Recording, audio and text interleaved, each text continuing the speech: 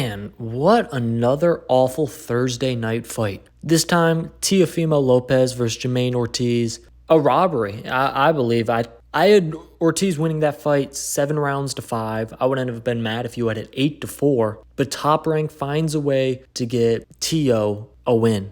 Well, I know people are going to say, hey, Ortiz just ran the entire night. He did do a good bit of moving. He moved around. He did do some running. But he didn't do enough that it was like, okay, that's his only game plan. Granted, that was a part of his game plan, but he would be on the inside throwing combinations.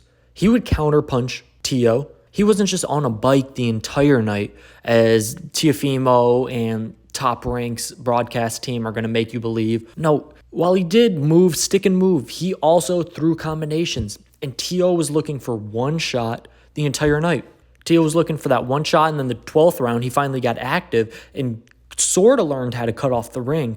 And if he would have done that for 6 rounds before, it wouldn't have been a close fight. He might have been able to knock the dude out because he has much more power than Ortiz. But instead, he sat there, he'd throw 1-2, and then he'd let Ortiz escape to the right. Same thing would happen. Ortiz would escape to the left or maybe the right. He wouldn't cut off the ring. And for somebody who's calling out Terrence Crawford, the best fighter in the world, a belt holder at 140, heck, going into this fight, I thought Teo might have been the best 140 fighter. That includes Devin Haney being at 140. But after this, there's no question Devin Haney is the king at 140. He even tweeted it himself. There's a lot of other fighters talking about how this was a robbery, how Teo lost this fight. Tank tweeted that he's food. Tank tweeted that in the first round. I believe Shakur even tweeted, scores are taking a while. It's about to be a robbery. They can't mess up the money. Terrence Crawford tweeted he's crying because he got lucky. He got a nice scorecard. Everybody thought Teo lost that fight. And I guess for him, good for him that he wins it, because that isn't a style that I want to see fighters have, that Ortiz has. I don't want to see fighters throw a couple combos and then move around. And I think like Teo did in the Josh Taylor fight when they were both in the pocket, those are exciting fights.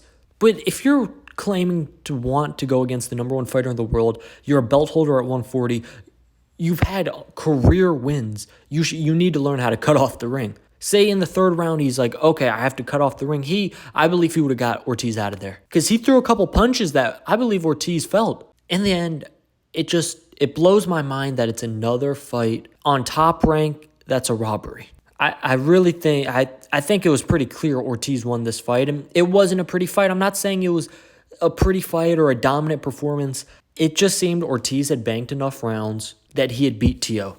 But Teo gets the unanimous decision. And one thing, which is absolutely ridiculous, is the scorecard 117 to 111.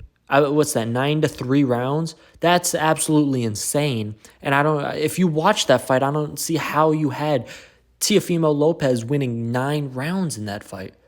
It's just the angering thing with boxing, and sadly, as a boxing fan, that's something you just have to deal with, being a part of the sport.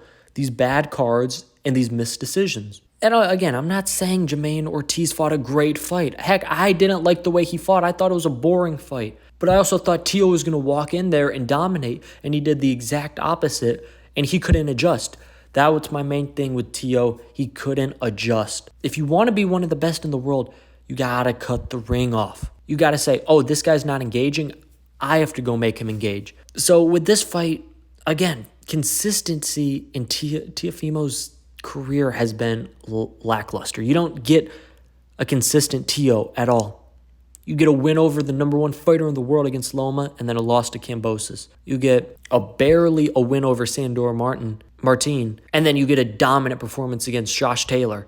And now you get a lackluster, to say the least, performance against Jamaine Ortiz. Teofimo Lopez, I don't know. I'm thinking about what's next for him at 140. You look at the belt holders.